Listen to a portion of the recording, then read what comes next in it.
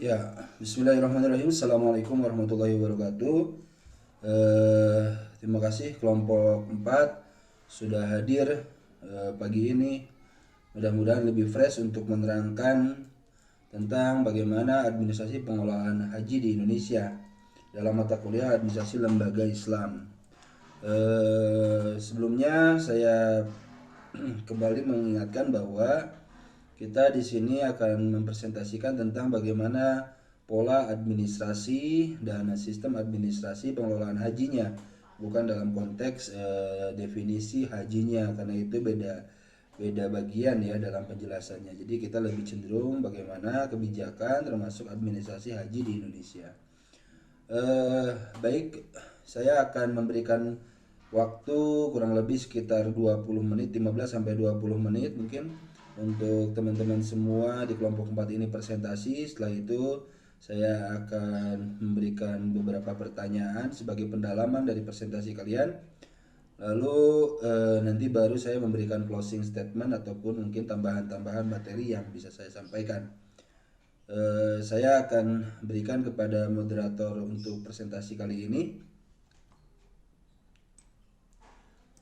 Kepada siapa? Endang Sri Lestari ya, yang menjadi moderator, atau mungkin yang lainnya. Saya persilahkan waktunya, bisa dimulai dari sekarang.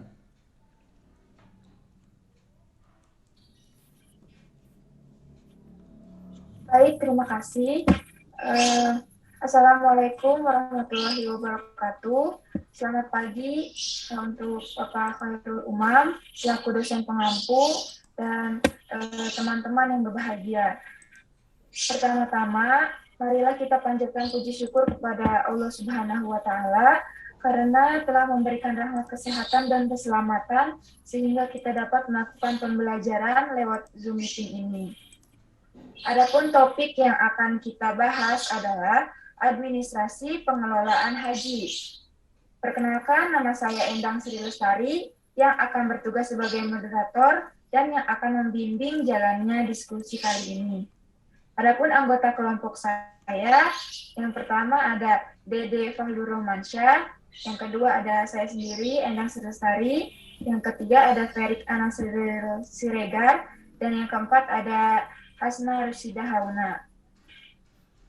Sedangkan rangkaian acara yang akan kita lewati pada kali ini yaitu sesi pembukaan, yang kedua penyampaian dan penyajian materi, yang ketiga sesi tanya jawab, yang keempat penutup.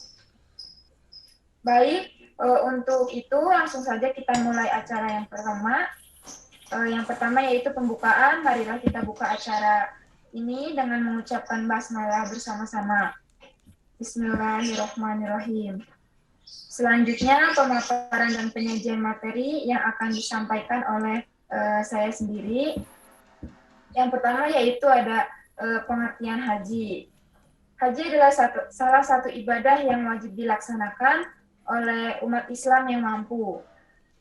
Haji adalah bagian dari rukun Islam yang kelima. Ibadah haji merupakan kegiatan yang dilaksanakan pada bulan Syawal sampai Hari Raya Idul Adha di bulan Dzulhijjah yang dilakukan di beberapa tempat yang berada di negara Arab Saudi. Menurut bahasa, pengertian haji atau al-haju mempunyai arti al-qasdu, yaitu menjaga tujuan atau kedatangan.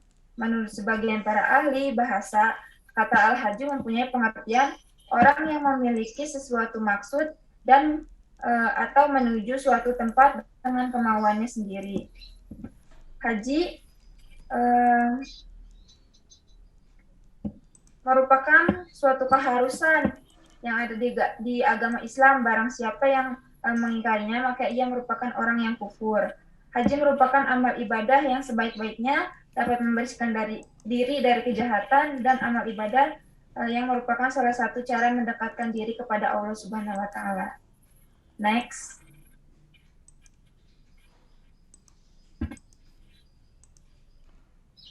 Selanjutnya ada konsep pengelolaan haji. Pengelolaan haji ya suatu proses pengkoordinasian atau pengelolaan urusan haji dengan menggunakan fungsi pengelolaan yang mencakup pengaturan, koordinasi, pelaksanaan, pengendalian, dan penilaian agar penyelenggaraan haji dapat dilaksanakan secara efektif serta efisien. Dengan demikian, orang-orang terlibat di penyelenggaraan haji harus memiliki keterampilan. Yang pertama yaitu mencakup ilmu pengetahuan, terus kreatif serta inovatif, terus memiliki sikap baik hati, tanggap, bertanggung jawab, sabar, qanaah, pemaaf, dan yaitu toleran dalam menghadapi bermacam-macam mazhab. Baik, pembahasan selanjutnya akan disampaikan oleh Hasna. Kepada Hasna dipersilahkan. Baik, terima kasih moderator. Yang selanjutnya adalah istilah-istilah dalam pengelolaan haji. Yang pertama adalah muasasah. Muasasah mempunyai tugas tersendiri dan terdiri dari 4 bagian, yaitu muasasah tawafah yang memiliki tugas dalam bidang mengurus masalah penginapan serta akomodasi. Kemudian yang kedua, muasasah adilah muwahadah yang mempunyai peran menyambut pengunjung jemaah haji dan umroh pada saat tiba di Masjid Nabawi serta berziarah ke makam Rasulullah Shallallahu Alaihi Wasallam. Muasasah Adilah berlokasi di Madinah. Kemudian yang ketiga, muasasah Wukala yang memiliki tugas untuk menyambut kedatangan semua jemaah haji dan juga memeriksa paspornya. Yang keempat yaitu muasasah Jamajimah yang memiliki tugas mengelola pembagian air zam-zam. Kemudian yang kedua ada maktab. Muasasah terbagi ke dalam beberapa maktab. Maktab memiliki tugas untuk melakukan pembagian kapling di Arafah dan Mina, termasuk melakukan pemondokan, akomodasi, serta menyimpan dokumentasi dari jemaah seperti paspor. Kemudian ada konsumsi. Tugas petugas haji bidang konsumsi yaitu mengawasi pendistribusian konsumsi dari penyedia catering ke jemaah. Kemudian melakukan tes berupa makanan tester dari setiap makanan yang akan disajikan. Kemudian jika terdapat masalah, petugas haji bidang konsumsi menyampaikan ke bidang konsumsi daerah kerja dan penyedia catering. Kemudian ada istilah dalam transportasi. Yang pertama ada nakobah, yaitu transportasi darat antar kota. Kemudian bis sholawat merupakan bis yang mengantar jemaah haji dari pemondokan ke Masjidil Haram. Kemudian bis masair, yaitu bis yang mengantar jemaah dari pemondokan ke Arafah, Musdalifah, kemudian Mina. Yang keempat ada bis paradidi, adalah bis perantara dari pemondokan ke Masjid Al-Haram, bercampur dengan jemaah negara lain. Kemudian ada petugas haji bidang transportasi, yaitu mengawasi pelaksanaan transportasi haji, penempelan stiker di bis, kemudian melaporkan ke Dakar urusan transportasi haji jika terdapat masalah. Kemudian mengawasi dan membantu naik turunnya jemaah ke bis, mencatat retese bagi petugas bis sholawat. Kemudian yang selanjutnya mencatat laporan kedatangan dan kepulangan jemaah dan bis yang mengangkut dalam form laporan untuk petugas transportasi sektor antar kota. Yang terakhir mengawasi dan membantu naik turunnya koper jemaah. Yang terakhir ada tanazul yang merupakan suatu proses memulangkan jemaah haji lebih cepat dari waktu yang seharusnya. Biasanya untuk orang yang sedang sakit atau yang mendapatkan izin untuk pulang lebih cepat gitu. Kemudian slide selanjutnya ada organisasi penyelenggaraan haji. Bisa di next. organisasi penyelenggara haji serta perencanaan operasional haji adalah perintah yang membentuk satuan kerja yang dipimpin oleh Kementerian Agama. Yang selanjutnya akan diawasi oleh KPIH, yaitu Komisi Pengawas Haji Indonesia. KPIH ini beranggotakan 9 orang, yaitu 6 orang dari unsur masyarakat, serta 3 orang dari unsur pemerintah. Karena unsur masyarakat tersebut terdiri dari unsur Majelis Ulama Indonesia, Ormas Islam, serta tokoh masyarakat Islam. Kemudian unsur pemerintah dapat diangkat dari dinas atau instansi yang terkait dengan penyelenggaraan haji yang dikoordinasi oleh tingkat pusat, tingkat provinsi, tingkat kabupaten, dan juga di Arab Saudinya sendiri. Penyelenggara haji menjadi tanggung jawab Menteri Agama yang dalam pelaksanaan sehari-hari fungsional, struktural, dan teknis dilaksanakan oleh Dirjen Bina Umat Islam dan penyelenggara haji dengan 2 unit teknis, yaitu Direktorat Pelayanan Haji dan Umroh dan arah orientasi haji. Dalam perkembangan terakhir, berdasarkan Peraturan Presiden nomor 10 tahun 2005, sebagaimana telah diubah dengan Peraturan Presiden nomor 63 tahun 2005, Dirjen IBPH direstrukturasi menjadi 2 unit kerja eselon 1, yaitu Dirjen Bina Keislaman dan Dirjen IBPH, Dirjen Haji dan Umroh. Jadi sejak awal penyelenggaraan haji tahun 2007, pelaksanaan teknis haji melapor kepada Dirjen PHU. Kemudian ada beberapa jenjang dalam struktur organisasi birokrasi Dirjen PHU meliputi tahap 1. Dirjen PHU tahap 2, tahap 2 yaitu direktur, tahap 3 bagian dan subdirektorat, dan tingkat 4 bagian dan subbagian, dan didukung oleh beberapa pelaksana agen untuk setiap unit kerja seperti direktorat lainnya. Terdapat juga unit tingkat 4 yaitu subbagian tata usaha yang bertanggung jawab atas pengolahan data, penyusunan laporan, serta urusan tata usaha serta rumah tangga direktorat. Secara umum, tugas pokok dan fungsi masing-masing unit adalah sebagai berikut. Yang pertama, ada sekretariat Dirjen PHU yang mempunyai fungsi pelayanan teknis dan administrasi bagi seluruh unit organisasi di lingkungan Dirjen PHU. Kemudian yang kedua ada Direktorat Pembinaan Haji yang mempunyai tugas melaksanakan beberapa fungsi utama Dirjen PHU dalam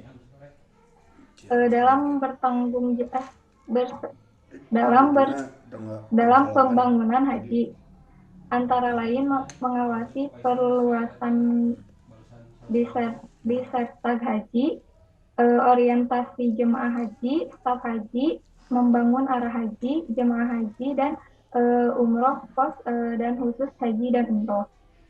Yang ketiga ada Direktorat Pelayanan Haji bertanggung jawab atas beberapa tugas utama General Manager PHU di bidang pelayanan haji dan umroh, antara lain menyiapkan pengaturan perjalanan, mengelola akomodasi, mengelola haji dan umroh, dan juga layanan haji khusus. Direksi mengelola BPIH dan sistem informasi haji yang bertanggung jawab atas pengembangan dana, pemeriksaan, penerimaan, penyaringan, pembayaran, pembukuan, rekonsiliasi, pengarsipan, dan juga pelaporan. Kemudian slide selanjutnya, untuk koordinasi regional seperti halnya di Arab Saudi, masing-masing wilayah memiliki struktur organisasi haji sebagai berikut. Yang pertama, koordinator penyelenggaraan haji. Provinsi adalah koordinator penyelenggaraan haji provinsi adalah gubernur.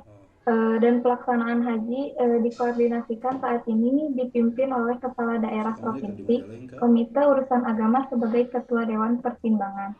Kemudian yang kedua, mengkoordinir penyelenggaraan haji di kabupaten atau kota adalah bupati atau wali kota, dan pelaksanaan sehari-hari dilakukan oleh Kepala Kantor Kementerian Agama kabupaten atau kota. Kemudian yang ketiga, koordinator penyelenggaraan haji di Arab Saudi adalah Ketua Perwakilan Indonesia dibantu oleh Penasehat Umum Republik Indonesia Jeddah sebagai koordinator harian. Sedangkan pelaksanaan harian adalah staf teknis urusan haji dan penasehat umum RI di Jeddah. Pada tingkat lebih rendah, organisasi yang menyelenggarakan haji adalah kelompok terbang atau kloter, yaitu kelompok jemaah yang jumlahnya tergantung pada jenis dan kapasitas pesawat yang digunakan.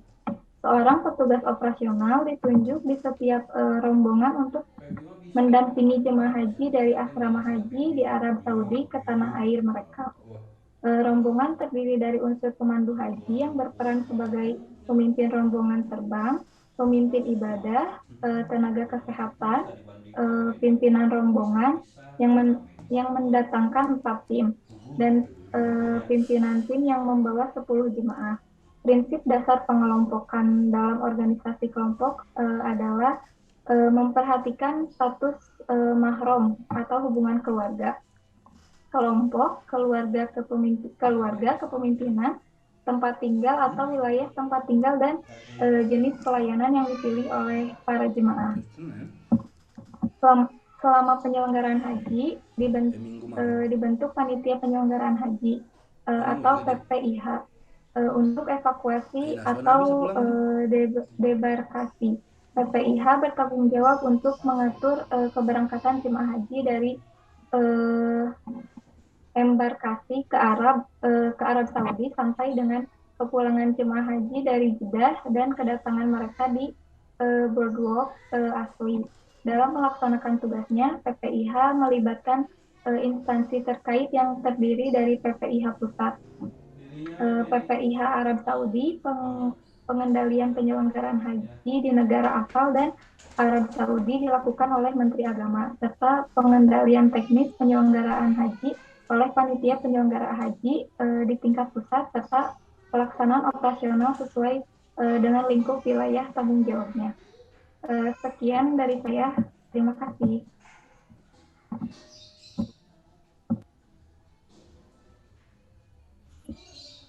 Baik, untuk pembahasan selanjutnya akan dipaparkan oleh Ferik. Kepada Ferik, disilakan.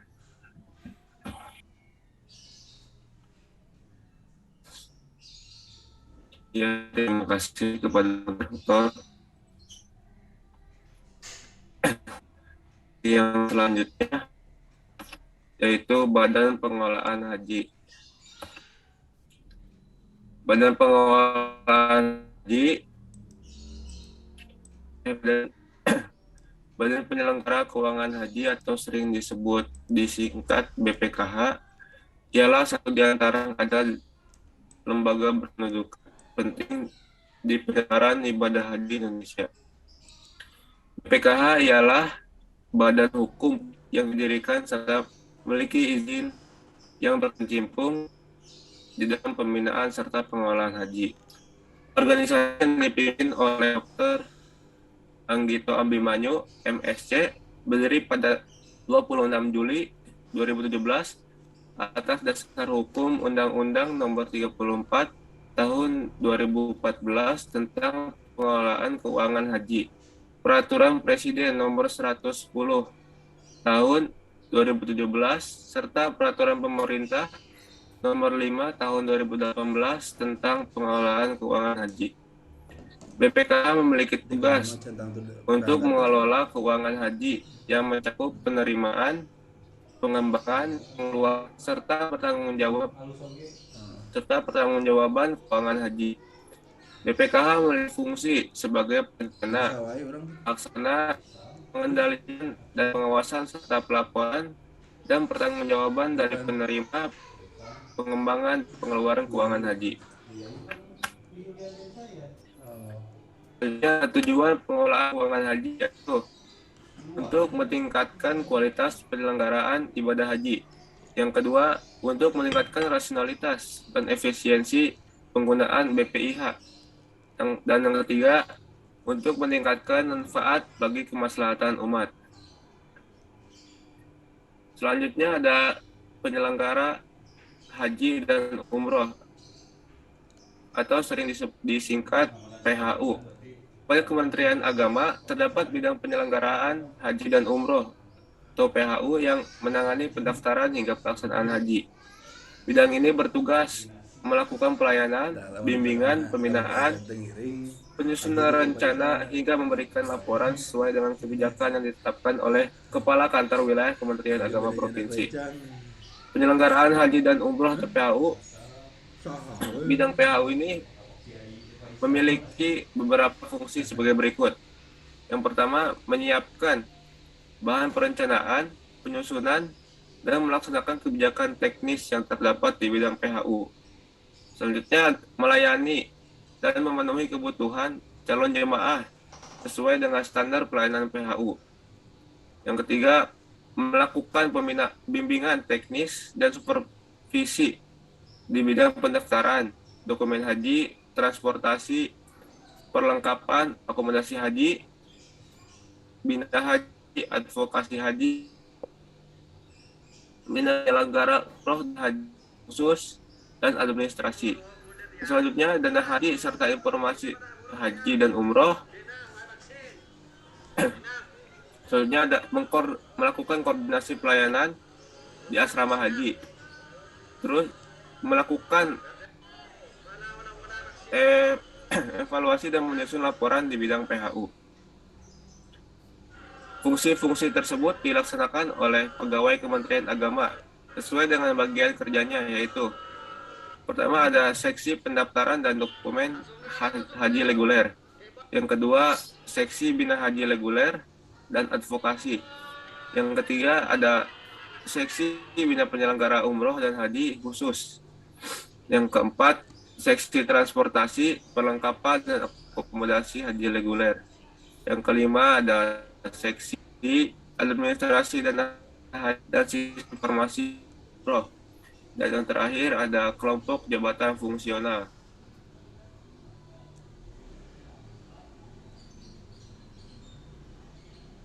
Ya, cukup sekian dari saya kembalikan kepada moderator.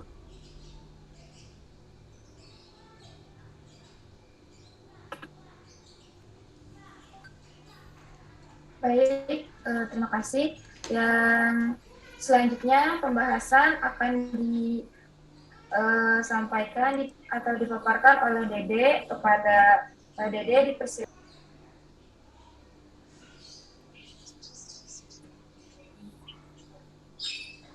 Baik, terima kasih. Yang selanjutnya ada pengelolaan pembinaan haji. Pengelolaan organisasi pembinaan haji meliputi 1. Pembinaan di Tanah Suci. Organisasi pembinaan haji memberikan rangkaian kegiatan penyuluhan, penerangan, serta pembimbingan mengenai haji yang mencakup tata cara berpakaian ihram, niat ihram, dan bacaan talbiyah, tata cara tawaf, tata cara sa'i, tata cara tahalul, tata cara wukuf, tata cara mabit di Muzdalifah, tata cara mabit di Mina, tata cara melontar jumroh, dan tata cara nafar. 2. Pembinaan di Arab Saudi. Pertama kali dilakukan di Bandara Jeddah. Antri menunggu pemeriksaan barang bawaan dan juga paspor.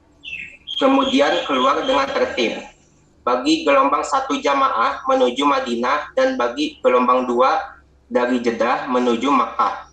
Hendaklah bersuci, memakai ihram, melakukan salat, dan melakukan niat. antri naik bus sesuai dengan petunjuk petugas. 3. Pembinaan yang dilakukan di Madinah selama 8 hari. Dimulai pada saat melaksanakan sholat Arba'in 40 waktu di Masjid Nabawi, ziarah ke makam Nabi, Raudhah, Baqi, Masjid Quba, Masjid Qiblatain, Jabal Uhud, dan lain-lain. Gelombang pertama yang akan ke Mekah mengambil mikot di Bir Ali Zulhaifah atau pemondokan. 4. Pembinaan yang dilakukan di Mekah. Petugas-petugas haji membina jamaah untuk melaksanakan umroh yang haji tamatu dan melaksanakan tawaf kudum bagi yang berhaji ifrad dan qiron. Sholat berjamaah, itikaf di Masjidil Haram, beristirahatlah serta melakukan ibadah-ibadah lainnya. Pada tanggal 8 Zulhijjah berangkat ke Arafah untuk melaksanakan wukuf tanggal 9 Zulhijjah. 5. Pembinaan yang dilakukan di Arafah, yaitu membimbing jamaah haji agar menempati kemah yang telah disediakan oleh maktab, memperhatikan serta mendengarkan pemberitahuan dan ceramah-ceramah bimbingan yang diberikan oleh petugas, mendengarkan khutbah wukuf, melaksanakan wukuf, berangkat ke Muzdalifah. 6. Pembinaan yang dilakukan di Muzdalifah, yaitu membimbing jamaah haji agar memperbanyak zikir, istighfar, dan salawat kepada Nabi pada saat tiba di Muzdalifah. Mencari kerikil minimal 7 butir, maksimal 70 butir, lalu berangkat menuju Mina setelah lewat tengah malam. 7.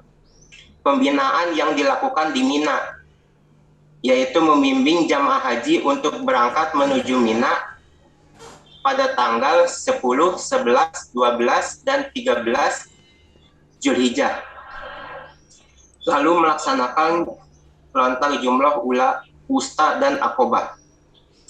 Menuju Mekah pada tanggal 12 Zulhijjah untuk yang nafar awal dan tanggal 13 Zulhijjah untuk yang nafar sani.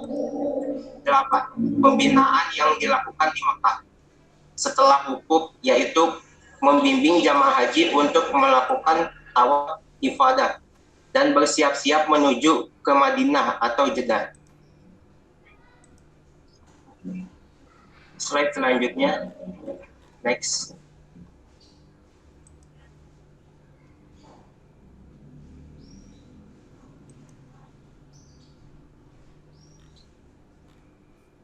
Cara pendaftaran haji. 1. Yang pertama harus dilakukan yaitu dimulai dengan mendatangi kantor desa pada bagian petugas pelayanan dengan membawa atau mempersiapkan KTP dan KK. 2. Kemudian mendatangi petugas untuk mengajukan surat domisili. Kemudian petugas pelayanan memberikan persyaratan yang harus diisi. Setelah mengisi persyaratan, kemudian serahkan kepada petugas pelayanan oleh kepala desa. 3. Selanjutnya kita mendatangi kantor kecamatan. Surat domisili yang sudah dibuat di kantor desa itu kita berikan ke petugas pelayanan administrasi kecamatan. Kemudian oleh petugas pelayan administrasi tersebut diserahkan kepada camat untuk kita tangani.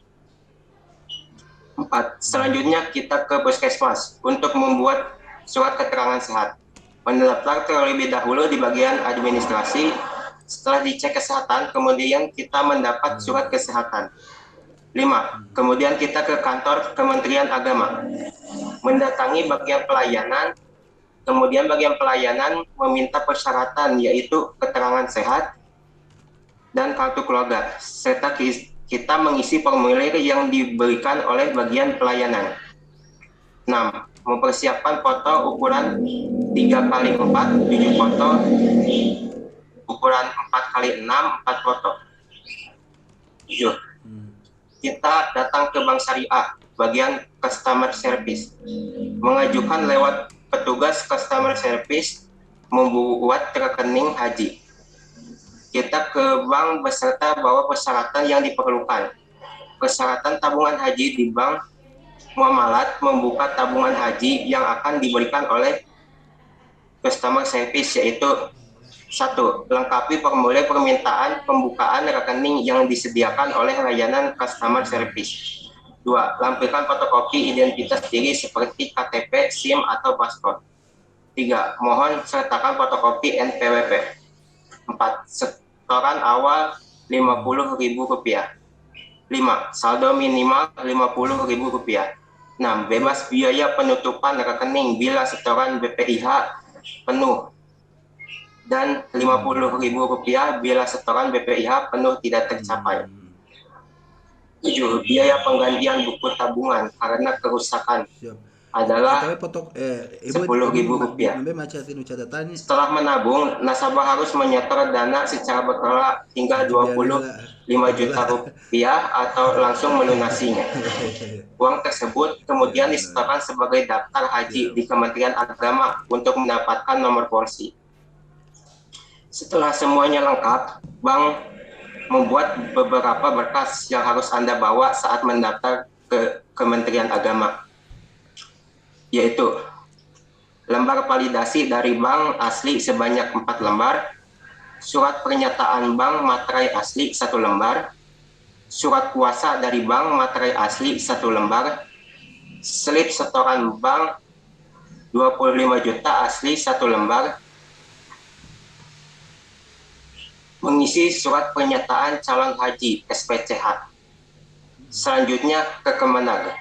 Persiapan terlebih dahulu yaitu fotokopi KTP 5 lembar, fotokopi KK 3 lembar, fotokopi akta lahir atau buku nikah atau ijazah pendidikan terakhir 3 lembar, surat pernyataan domisili asli pakai materai 6.000 diketahui camat difotokopi 3 lembar, surat keterangan sehat asli difotokopi 3 lembar, pas foto ukuran 3x4 7 foto, ukuran 4x6 4 foto, fotokopi buku tabungan haji 3 lembar, SPCH, serta berkas dari setoran awal BPIH, biaya penyelenggara ibadah haji. Kemudian pendaftar langsung ke kantor Kemenag. Di sana akan diberikan formulir pendaftaran haji untuk diisi. Setelah diisi, pendaftar dapat menyerahkan formulir dan berkas-berkas yang diperlukan oleh petugas. Setelah itu, petugas akan memeriksa kelengkapan dokumen. Jika sudah lengkap, petugas akan meminta foto dari calon jamaah. Serta itu merekam sidik jari dan tanda tangan untuk dimasukkan ke surat pendaftaran pergi haji atau SPPH. Apabila semua sudah benar dan lengkap, maka calon jemaah akan diminta menandatangani dokumen SPPH dan kemudian menerima lembar bukti pendaftaran haji yang berisi nomor porsi pendaftaran. Selain lembar bukti SPPH, calon jemaah haji juga menerima kembali tanda bukti setoran awal BPIH yang dikeluarkan oleh pihak bank. Jika semua itu telah selesai, petugas akan memberitahu prediksi waktu keberangkatan calon jemaah haji. Sekian, terima kasih. Saya kembalikan lagi kepada moderator.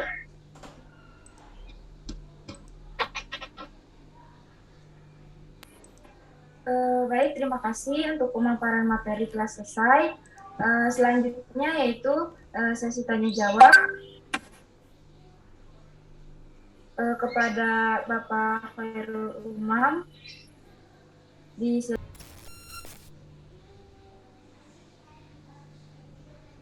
Apa namanya itu, saya tidak tahu ya apakah ini mungkin kalian belum terlalu memahami atau belum terlalu siap dalam presentasi atau kurang observasi ya.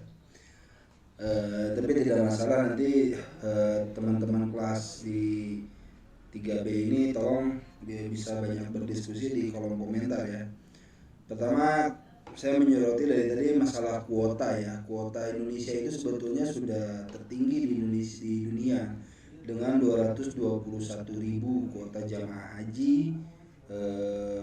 Ya mungkin yang paling yang agak bawah itu kan, yang di bawah Indonesia itu Pakistan, meskipun belum apple to apple ya, karena Pakistan itu jumlah muslimnya jauh sebetulnya lebih kecil dibanding Indonesia. Tapi kalau misalnya dibandingkan dengan negara yang lain, sebetulnya kuota jamaah haji Indonesia itu sudah paling besar. India dengan jumlahnya, ya jumlah muslimnya juga tidak terlalu besar sebetulnya, sudah dapat 170.000, Bangladesh 128.000, dan Nigeria itu bahkan bisa dapat 95.000. Tapi Indonesia 221.000. Nah, terkait kuota haji ini kan sebetulnya urusan diplomatik ya.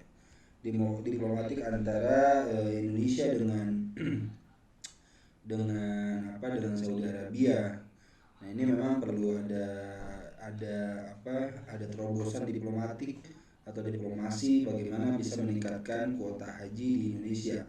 Termasuk mungkin dari pihak Saudi Arabianya pun memperhitungkan kesiapan dari pemberangkatan, termasuk kesiapan dari embarkasi atau debarkasi ya. Embarkasi itu kan keberangkatan, kalau embarkasi itu kedatangan ya bagi jamaah haji, termasuk kesiapan asrama hajinya selama di sana kayak gitu. Nah, itu akan menjadi perhitungan jumlah kuota yang didapat oleh satu negara ya kayak gitu.